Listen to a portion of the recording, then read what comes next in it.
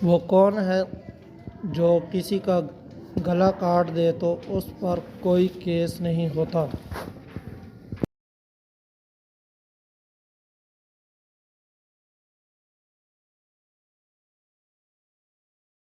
इसका जवाब है दर्जी। काले रंग की वो कौन सी चीज़ है जो मर्दों के पास होती है और औरतों के पास नहीं होती?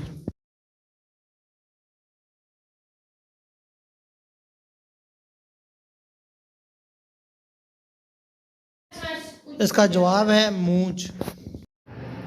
वो क्या है जो एक औरत अपने शौहर को नहीं दे सकती?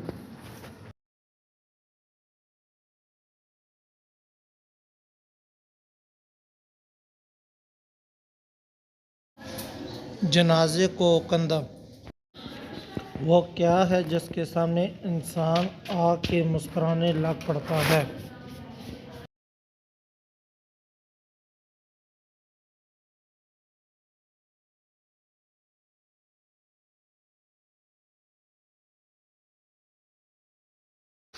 इसका जवाब है आईना। वो कौन सी मिठाई है जो फल भी है और फूल भी?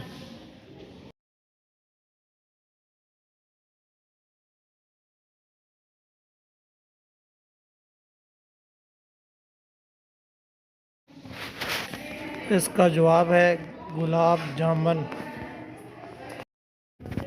वो कौन सा काम है जो हर मेल और फीमेल दोनों करते हैं और अगर ना करें तो मर जाएंगे?